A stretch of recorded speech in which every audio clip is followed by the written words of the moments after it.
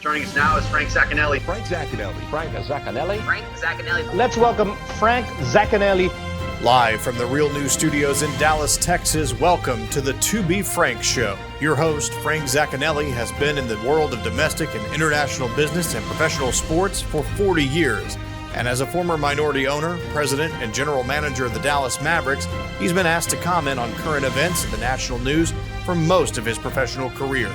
But what he and many others are really looking for is a place to find just the facts. Welcome to the To Be Frank Show. Hello, live from Dallas, Texas. Welcome to this episode of the To Be Frank Show. I'm your host, Frank Zaccanelli, and I'm really happy to be here today. I'm excited about the show today. We don't have a guest today, and I did that on purpose because there is so much news that it's really hard to even have a guest sometimes. I mean, there is so much stuff that's going on out there in the world that the viewership is really interested in because we get a lot of feedback that I really couldn't fit a guest in today. So we'll probably have a guest next week. But today, it's just going to be you and me, and we're going to cover the gamut of what's going on out there in the world. Now, remember, the To Be Frank Show can be watched and seen and followed at the To Be Frank Show YouTube, the To Be Frank Show Twitter, the To Be Frank Show LinkedIn, the To Be Frank Show Facebook, and the ToBeFrankShow.com.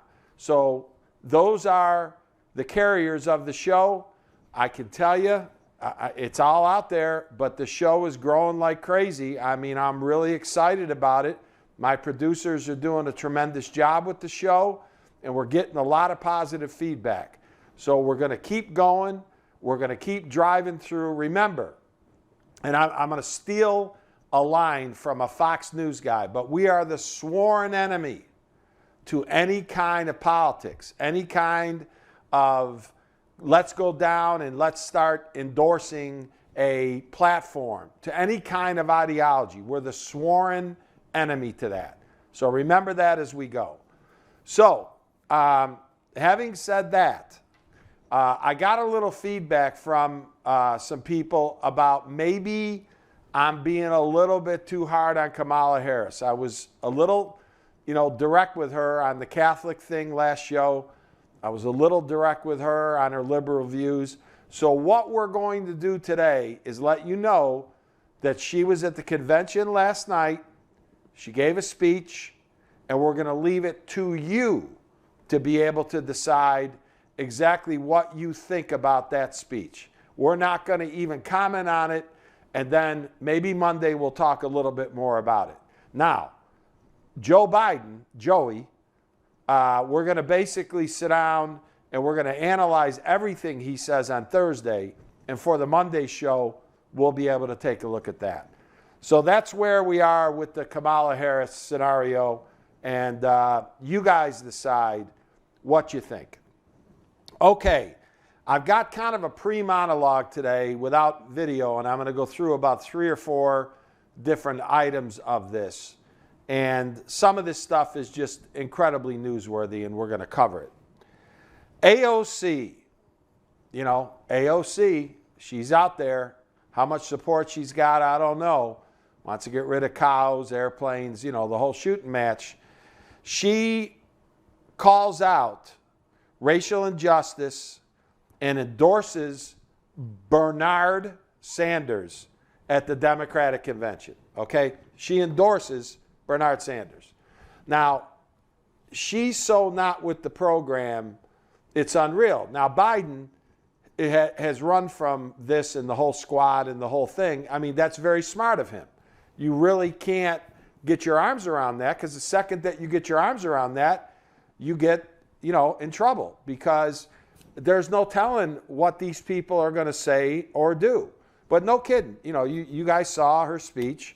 They gave her 1 minute and 3 seconds. 1 minute and 3 seconds. If someone told me you could speak and you got 1 minute and 3 seconds, that's worse than Hannity cutting off everybody who's on his show. They got the music playing on Sean Hannity's show even before they ask a guy a question, almost like, they got the hook and they're pulling him off. AOC got 1:03.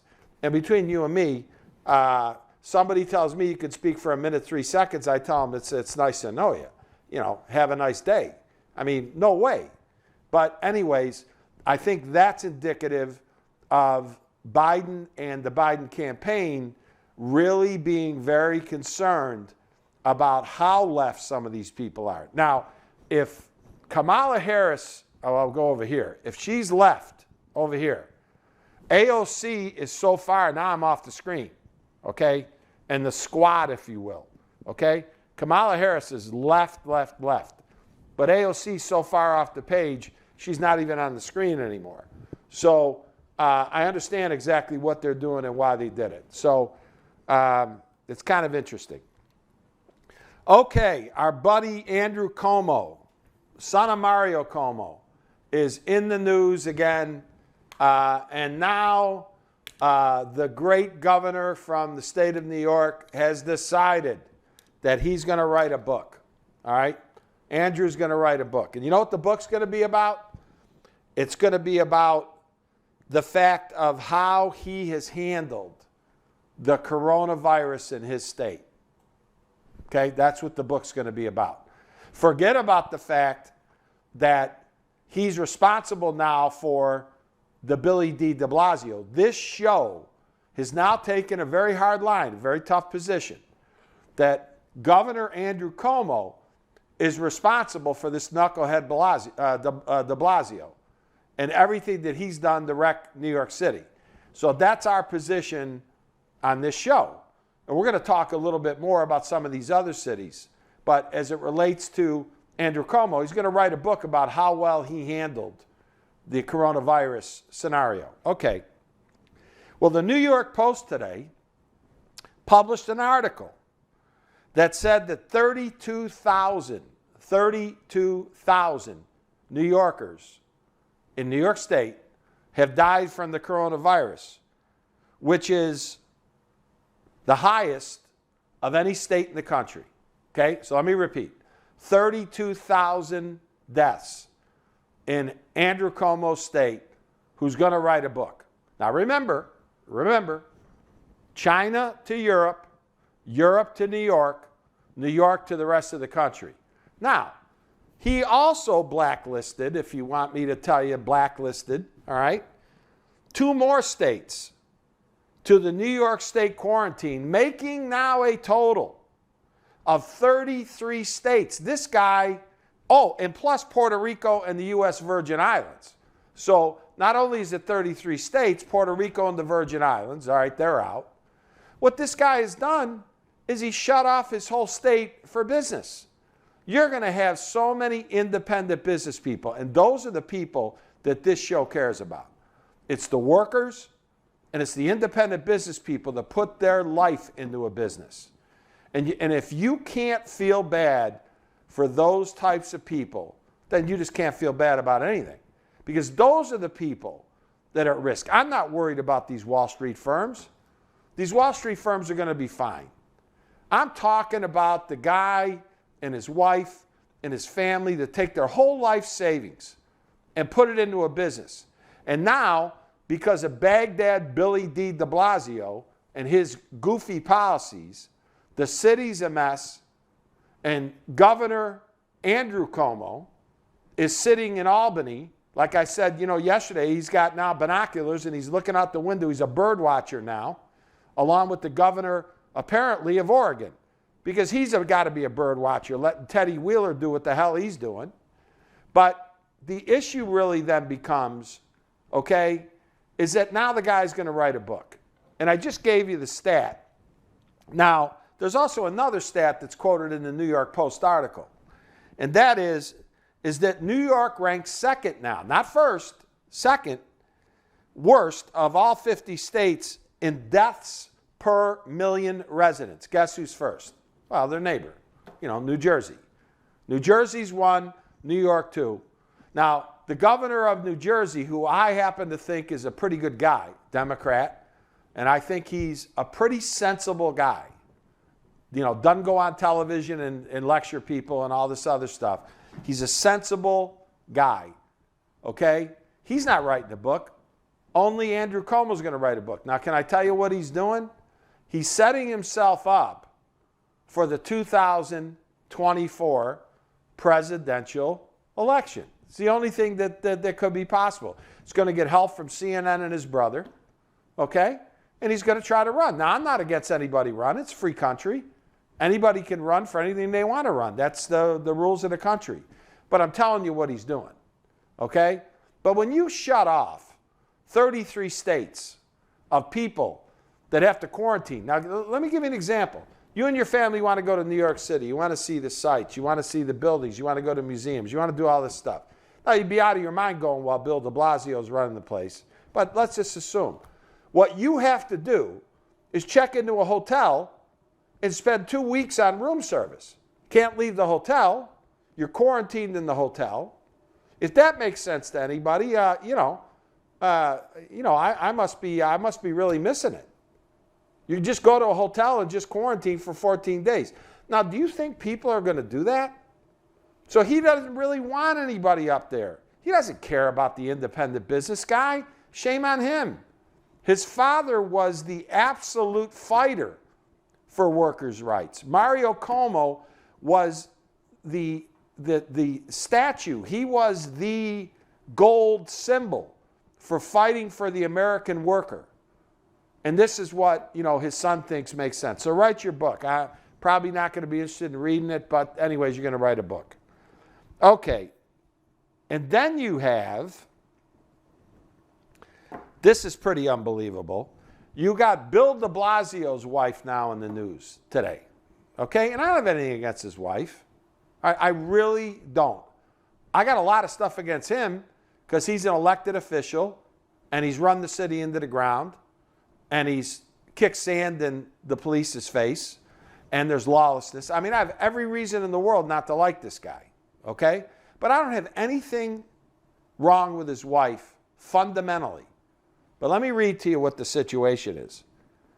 She has a $2 million staff in the city of New York for her job with 14 people. $2 million staff, okay? Now here's the bottom line. They just took $1 billion out of the police budget, and get this now. There's 22,000 city layoffs that are pending, and she's got a staff of 14 and a $2 million payroll. This is crazy. You want to talk about bad optics? You want to talk about something, 22,000 people are going to lose their jobs, and this is the story? Not good. Not good optics. This is why when the guy ran for president, de Blasio, when he ran for president, he got about 4 votes. No, when he ran for the Democrat, he was one of about 20, 22 people. No, he got about 18 votes. I said 4. He got about 18 votes, all right? The guy didn't even hit the Richter scale, okay? It didn't even register. So, crazy time up there. All right, and then in our last segment of the pre-monologue, you got an Iowa State professor that has threatened any student in her class that is against abortion, opposes abortion, or the Black Lives Matter movement. Basically said, don't even come to my class. I don't want to hear it. You're not invited, blah, blah, blah.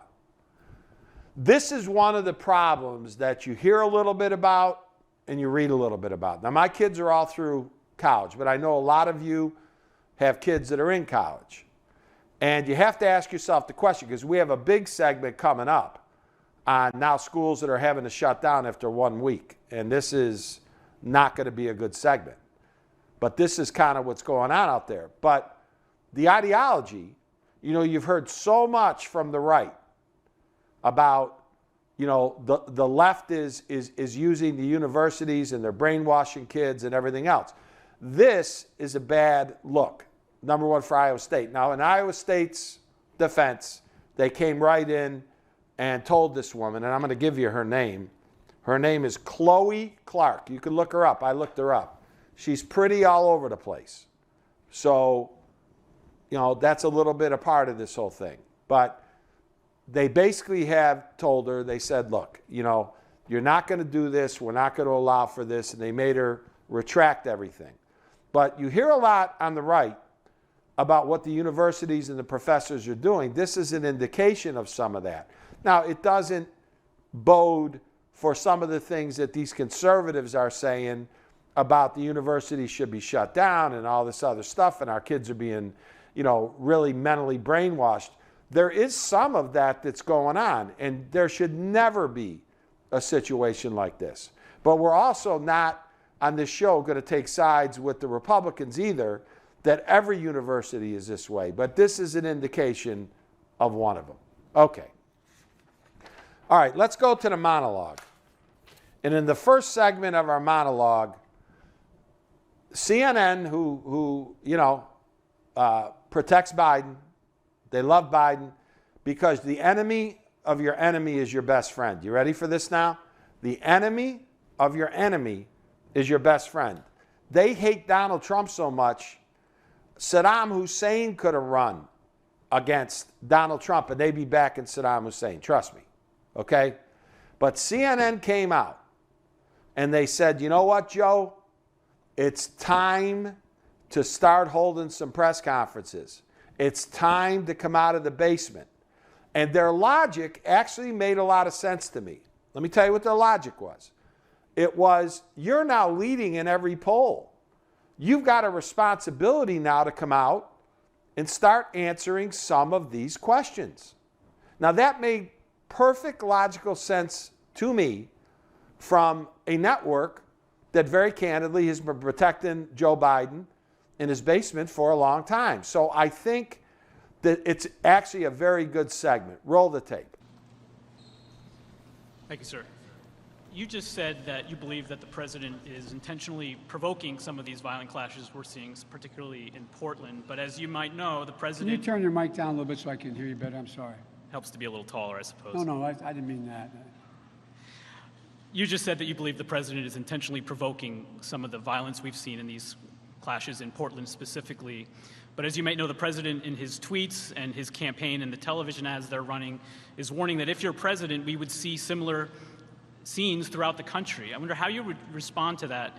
And if you were president right now, what specifically would you be doing to strike the balance between the right to peaceably assemble, but mitigating the kinds of violence and the damage to public property that we're seeing? I'd be using local police as we did when we were in office. When there were riots and there was federal property at stake, we were able to take care of that. And we're able to take care of it by the use of, not wasn't as wide as this, obviously, the use of local police. And the fact is that arsonists should be held accountable. People carrying guns, shooting, should be held accountable. People who engage in criminal activity should and must be held accountable and taken to trial. But what's happened here is this has just caused such enormous political division. And it's all about being able to, you see some of the ads. You see cities burning, call 911, Biden is, and they have my picture in the background, and if it's a rape, dial 1. If it's anything else, it's going to take 7 days. I mean, come on. That is all about trying to come up with a bizarre law and order 2020 campaign thing to try to scare the devil out of the American people. Okay, so that was his kind of last press conference. Now, let me give you a stat. This is really an important stat. On March the 10th, well, I take that back now. I take that back. The last time he took more than a bunch of shouted questions from reporters when he's kind of walking somewhere was on July 28th. Okay? July 28th is what you just saw. And the time before that, July 28th, was June 30th. So in effect, do the math, okay? And this is really important stuff now, that he had 50 days. In the last 50 days, he's held 2 press conferences, and the issue about the press conferences that he's held is the fact that he really has a lot of local reporters. I mean, he does a lot of these things in Delaware. And this is the presumptive at this moment president of the United States after the election. I mean, this guy is winning in every poll. And the issue really is from CNN, and I'm proud of them at least that they're trying here, is that, look, you're the lead guy now. How can you not come out and answer questions? And he just won't do it. He just won't do it. And as part of the article that I'm quoting, they then said at the end, they said, well, I'm sure their game plan is to just let Trump self-destruct, let him be out there every day and just sit back in the basement. My contention is, and I've said it over and over and over on this show, is that that's not going to work. That's going to backfire. If he comes out only for these debates, that's going to backfire. He's going to lose. I'm telling you right now on this show, if that's how he's going to handle it, he's going to lose. And if he sticks Kamala Harris solely out there, as I mentioned on a few shows, she's not going to beat Trump. He has to come out. He has to answer the hard questions. He's got some questions that we all know about his family that have to be answered. They really have to be answered. I mean, this is all part of the whole presidential, politics. It's all part of the presidential election process. He has to come out. He's got to answer questions. You can't get away with this for very much longer. And so, again, the To Be Frank show's position is we haven't made a decision on anything in terms of the presidential election. You got the Democratic convention. Now, the numbers are way down. I looked today, and the numbers, the first 2-3 days are down about 25% from where they were last year or 4 years ago. The problem with all that is that it's all virtual now, and I understand it. But the numbers are down. Are the Republicans going to have more, maybe, of a lively convention watching what you're watching? I don't know.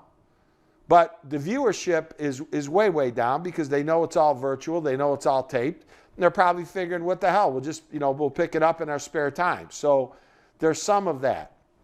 But getting back to the CNN article and their position, which I think is right on the money, is, Joe, you got to come out of the basement. You got to now start answering questions. You're the presumptive next president of the United States, and you cannot just continue to sit there and do nothing. So we'll keep an eye on that, and we'll see kind of how that goes. But, I think that's right on the money. Okay. The second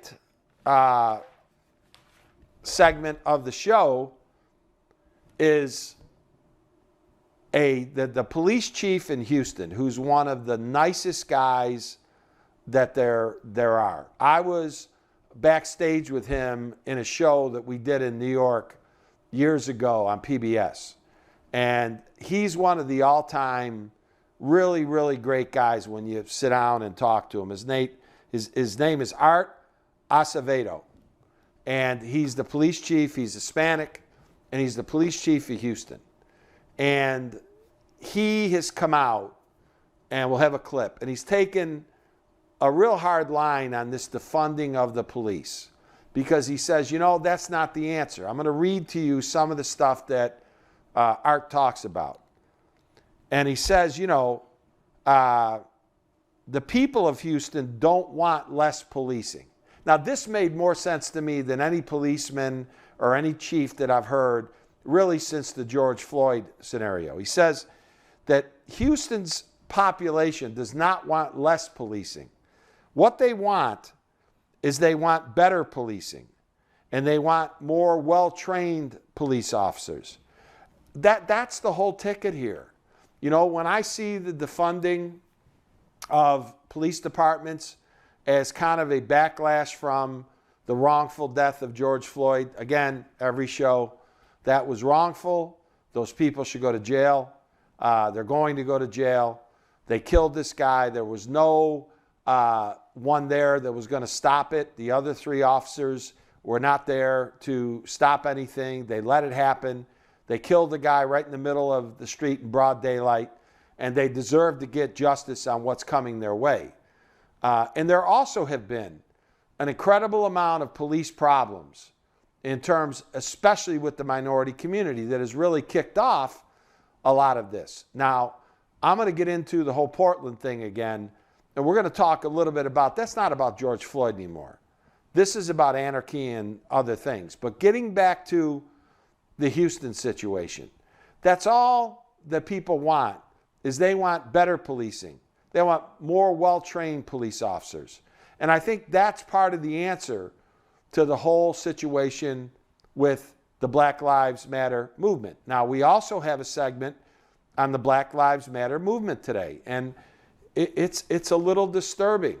You know, I've said on this show over and over and over, I want to really support that movement, but it's becoming harder and harder and harder to support a movement that seems to be as radicalized as what this one is. Nothing's ever going to get done over here. I cover it all the time on my show. It's got to be done in here. And the way that you're going to solve some of these problems, and Art Acevedo, he knows this better than anybody, is you got to meet right here in the middle. You know, the Houston police chief is right on this. And let me tell you what else he says.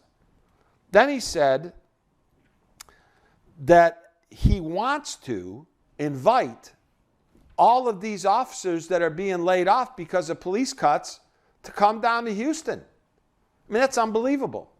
You really think about it, okay? I mean, here's a guy that's really trying to be on the leading edge of this. And if you've listened to Art speak, he is not a Trump supporter. He's not a right-wing guy. He's not a guy that's full of ideology. He's an Hispanic police chief that sees this really for what it is. And the interesting thing about it is that he gets himself into a situation now to where he's trying to actually do something that will create change. And so he's invited police officers from around the country that are being defunded to basically, you know, say, hey, you know, you can find a home here because we don't need to defund the police. We need more police, but we need better police. Now, he spoke in front of Congress. This is how well thought of as a police chief he is. And we've got a clip of that. Roll the clip. Of the Major City Chiefs Association as their president. No matter the circumstance, every time a life is taken, a loved one is taken. George Floyd was a child of God and raised in Houston. His death was deeply disturbing and a shock to the conscience. Over the past few days, I've had the opportunity to meet with the Floyd family, and I will continue to lift them in prayer. Mr. Floyd, thank you to you and your family for allowing us to join you on your brother's journey home. There is no denying that changes in policing must be made. Out of crisis comes opportunity, and this is an opportunity for all of us to have some tough conversations, to listen, to learn, and to enact meaningful reform that is long overdue. As a profession, we must learn what is being shared with us. That includes being honest about our history. We must acknowledge that law enforcement's past contains institutional racism, injustices, and brutality. We must acknowledge that policing has had a disparate treatment and impact on disenfranchised communities, especially communities of color and poor communities. Several topics have risen to the forefront, and all reforms must be vetted and ensure that they are sustainable, effective, and have no unintended consequences. I mean, I don't know how it could have been said any better than Art Acevedo just said it. I mean, here is a guy that is sympathetic about everything that's going on, understands there has to be change, you know, now is inviting, you know, officers that are laid off to come down to Houston. Here's a guy that clearly is sensitized to everything. But here's my point, and this is the big point, is that when you look at this, he's not going to allow in his city of Houston, and I said this last show, what's going on in Portland, Seattle, New York. Not going to allow it, okay? You're not going to get away with that down in Houston. But what he's talking about is We've got to have law and order, but we got to have civility and we got to make changes. He's exactly on it. I mean, he should be appointed the chief of police of all chief of police. I mean, that's what I would do if I was president. Art, here's the bottom line. You now are going to have your deputy take care of Houston, and you're going to go around the country and you're going to fix this. Because this is where we've got to go. We got to fix the police departments. We can't dismantle them, no matter what that nut job Bill de Blasio says up in New York. We can't do it that way.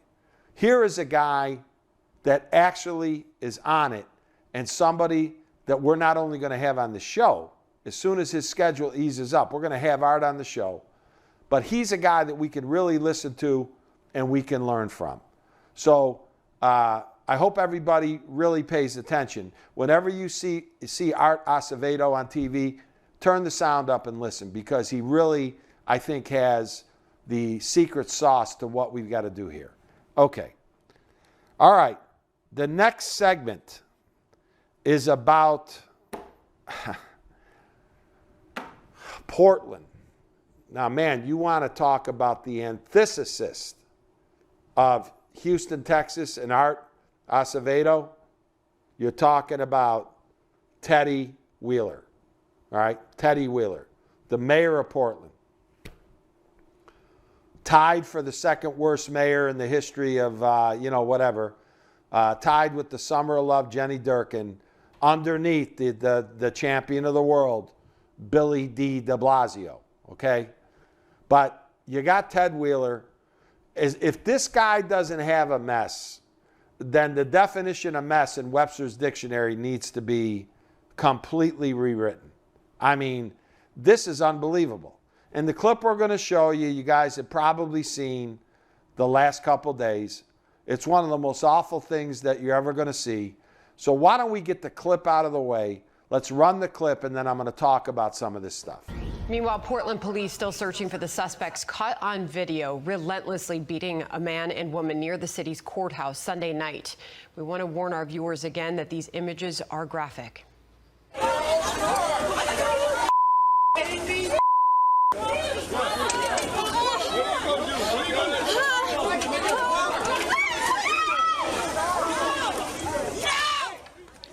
One protester there tackling the woman to the ground, beating her. Moments later, the crowd pulled the man from his vehicle, yelling, cursing at him until he sat on the ground, and then beat him until he was bloody. Back up, bro. Sit down. Sit down. Sit the Hey, bro, you're not leaving, bro. Chill. What you talking about?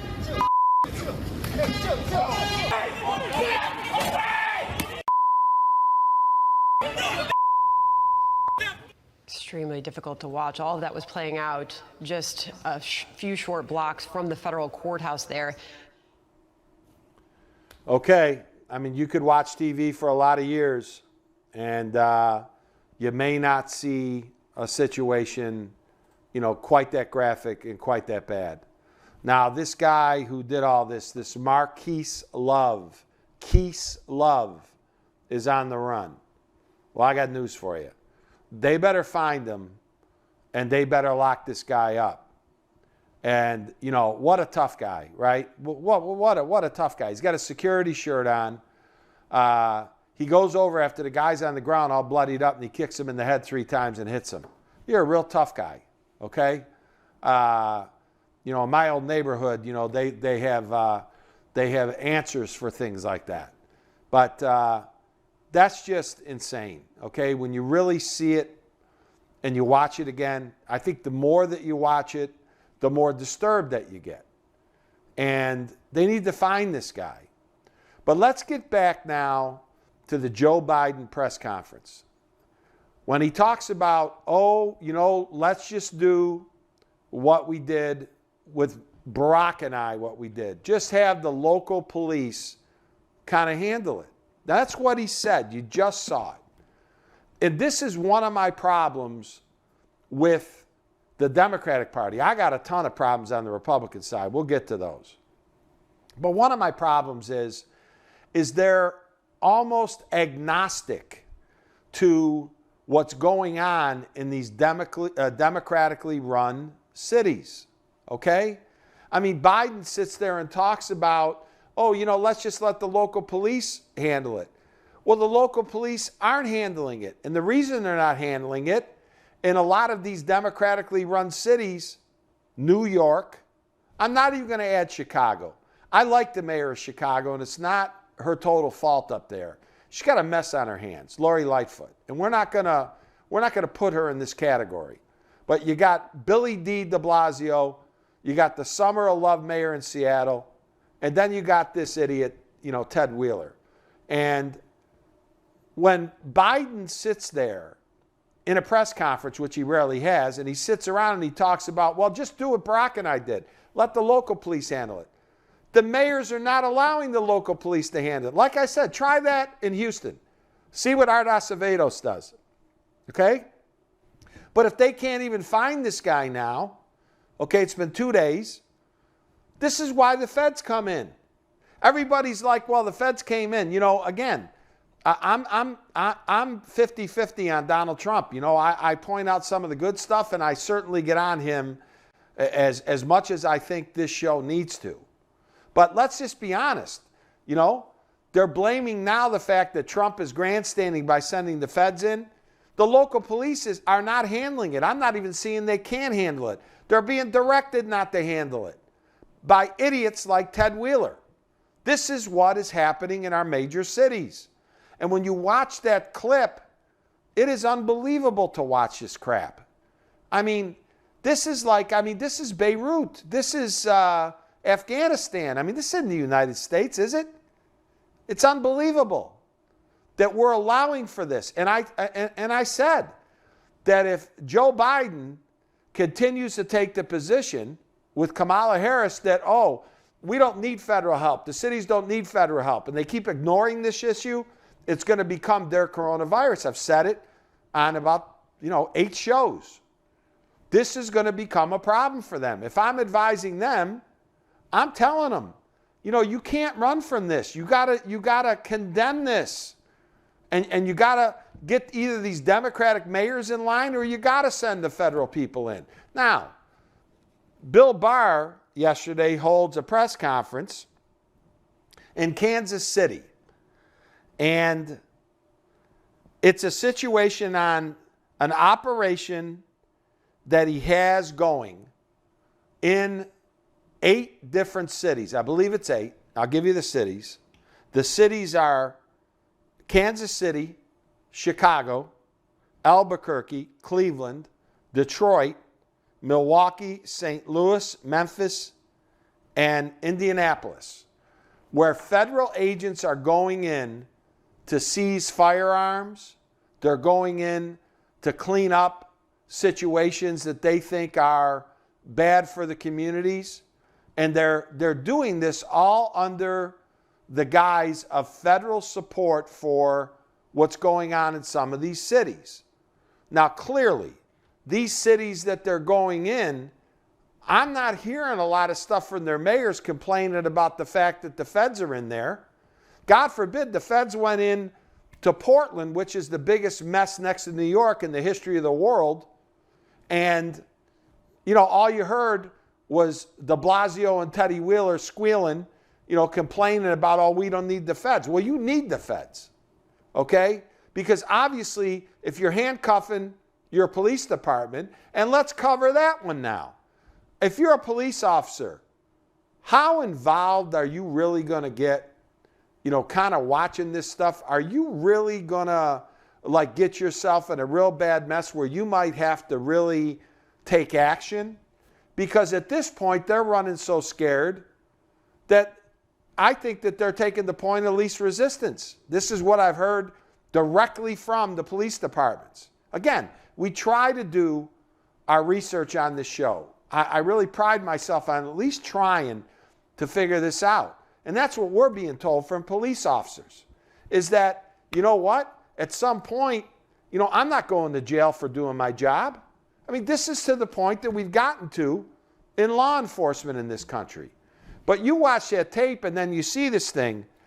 Teddy Wheeler said he denounces I denounce violence in regards to the BLM, words he used, Black Lives Matter protests. Okay, let's cover this one. You ready? How many black people do you actually see now in Portland and Seattle? You see a lot of black people? I don't. I don't at all. This has nothing to do with Black Lives Matter. That's the point, and that bothers me. Because I want to get behind the movement, but we're going to take a segment, in this show, and we're going to talk about Black Lives Matter, and we're going to really get into this, okay? Because their leadership is going down the wrong road, in this show's opinion. And I want to support them, okay? I don't know how many more times I got to say this on the show. I want to support them. But he's talking about the Black Lives Matter protests. These aren't Black Lives Matter protests. These anarchists and idiots that are in Seattle and Portland, they're not protesting for George Floyd. They're not talking about police brutality in the African American community. They're just trying to riot, and they're trying to just raise hell, and they're trying to protest over the fact they hate their country. That's what this is about. This isn't about Black Lives Matter anymore. It started out there, but it got hijacked. And again, the Black Lives Matter leadership, as I see it, they've got to do a little bit of a reversal, and we're going to cover that. But this Teddy Wheeler, I denounce it. Denounce it? Why didn't you do something about it? Okay. No, I mean, you couldn't make this stuff up. That's why I didn't have a guest today. You can't make this up. It's unbelievable. Okay? We're Americans. It's unbelievable.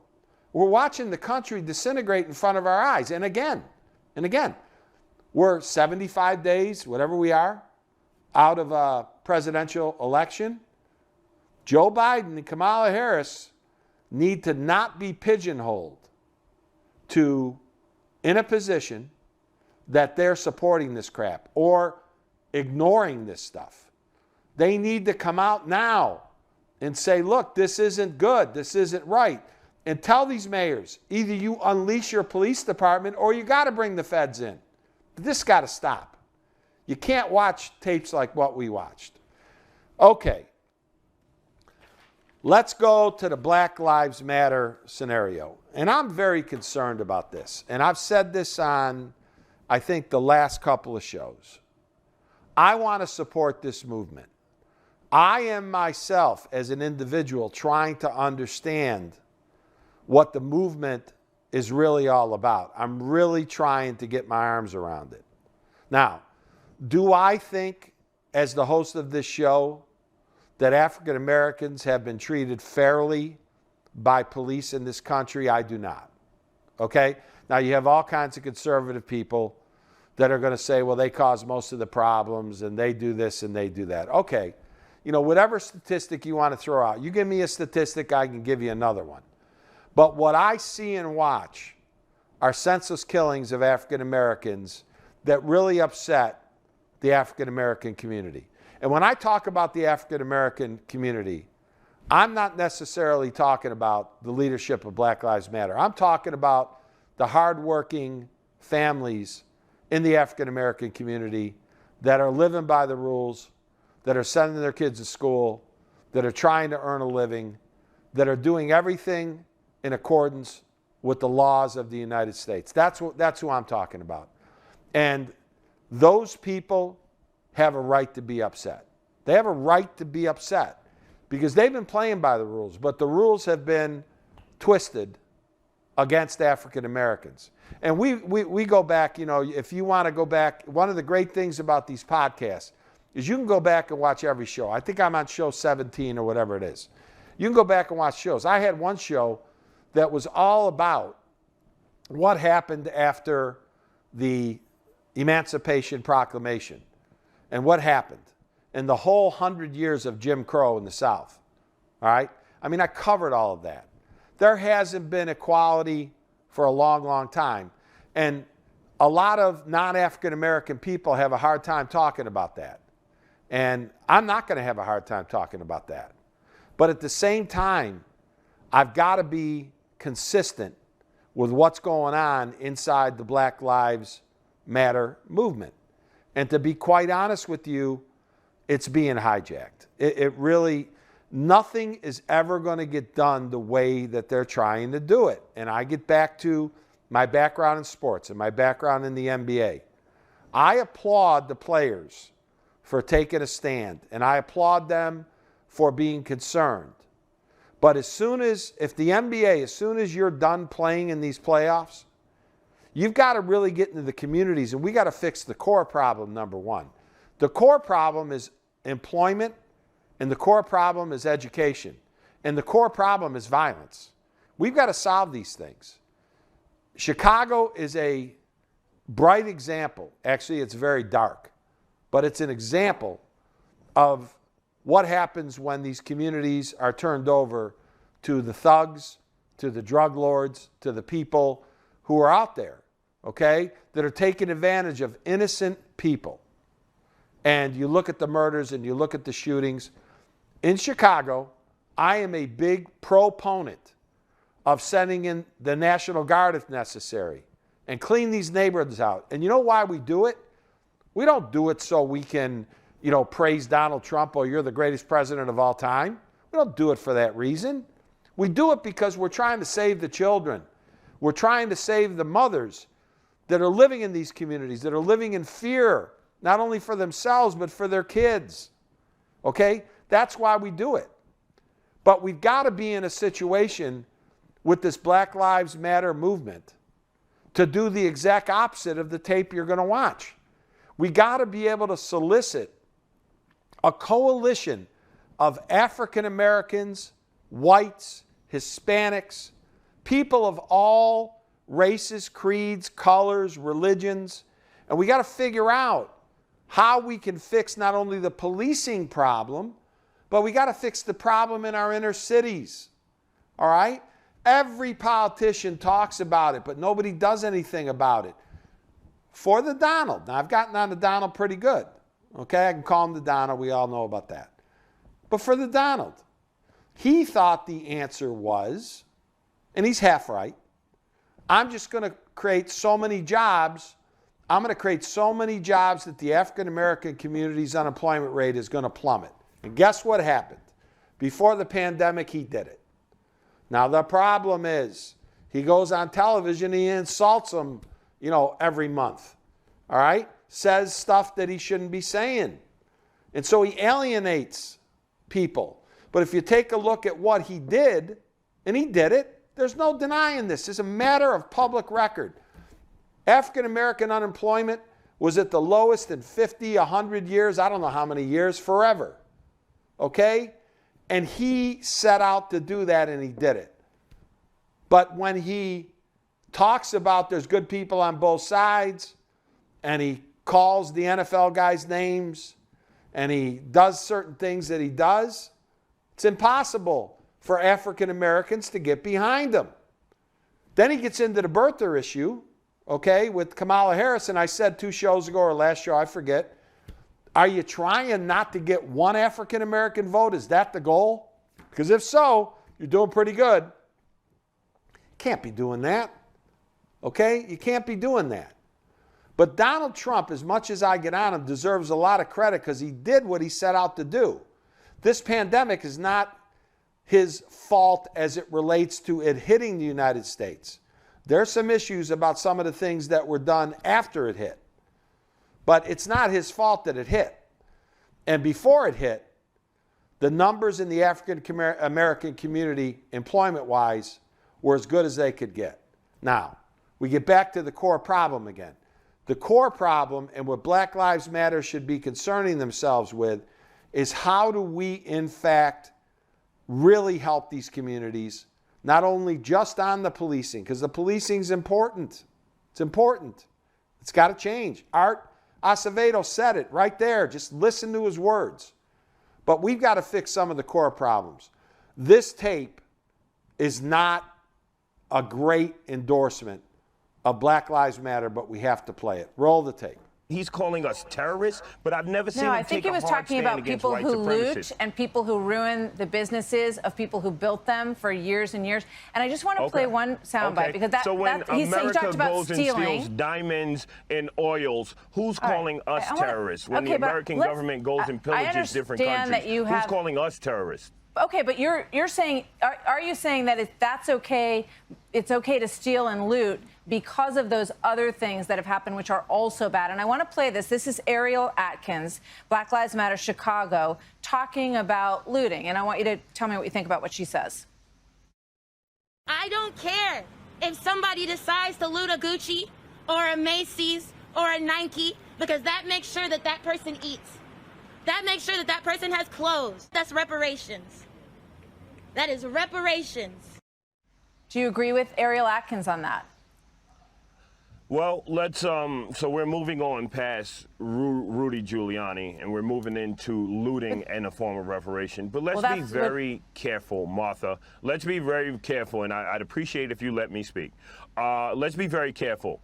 The problem with oppression and white supremacy is white supremacy will have you criticizing the oppressed and worshiping the oppressors. Now, if you want to talk to me about reparations, nothing falls short of a solution other than people cutting a check. If you want to do something about reparations, cut the check. And we're not talking about going in everyday Americans' pockets. We're talking about banks like Brown Brothers and Harriman, who benefited from slavery, other insurance companies that sold insurance policies on slaves. We're talking about the American government that was founded on the backs of... Okay.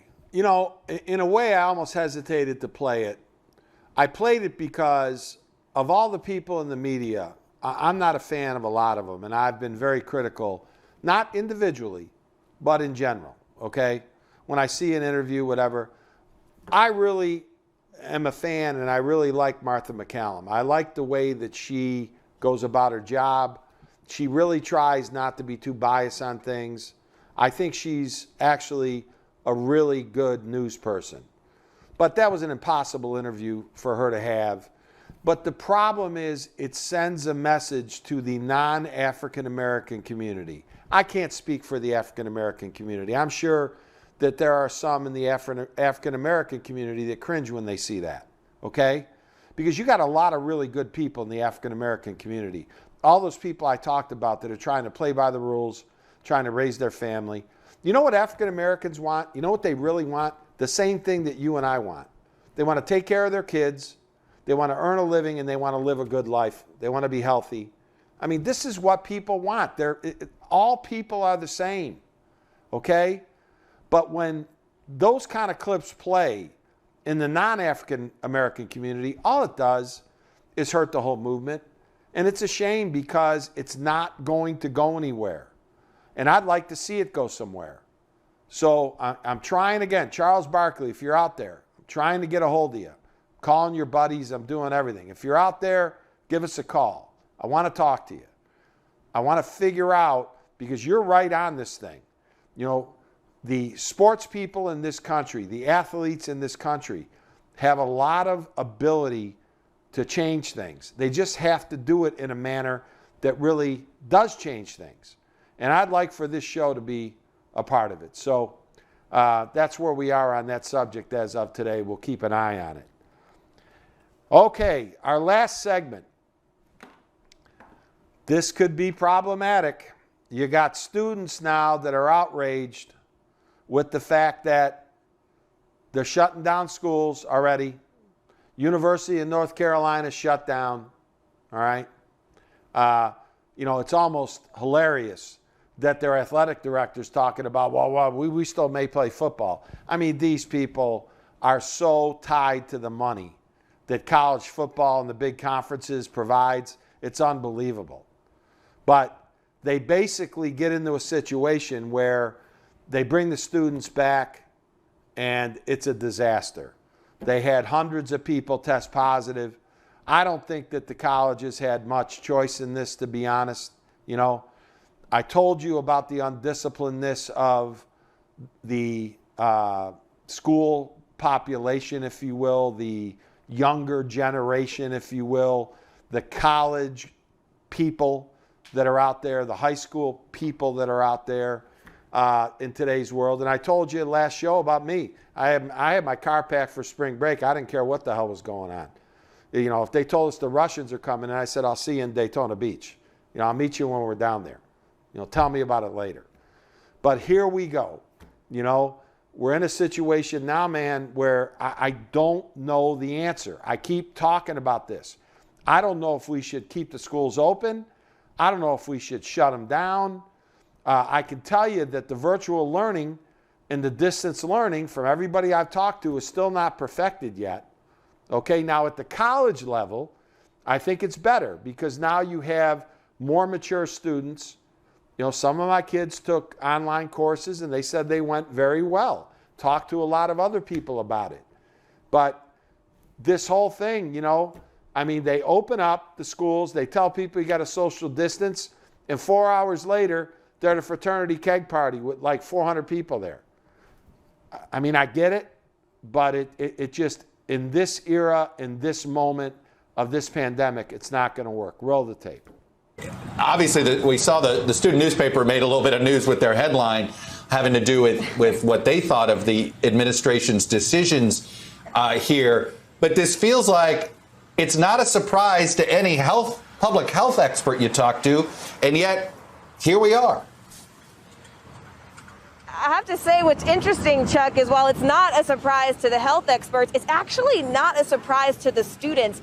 To a person, every single student I've spoken to today said it wasn't a matter of if, it was a matter of when. Many of them said that they felt like it was almost irresponsible for the university to bring them here in the first place. You referenced the head of the opinion page 3 of the Daily Tar Heel. That's the student newspaper here on campus. And they said basically the university has a cluster, you know what, on its hands. And that's kind of the sentiments we're hearing from students on campus. As you mentioned, there were 135 new cases, and that was just in the first week of classes. And Chuck, that's a pretty big deal because the question is, what message does that send to schools all around the country? Because UNC is the very first school in the country since reopening this fall to now reverse and tell students to go back home. So they just got here a few days ago, and they're already packing up.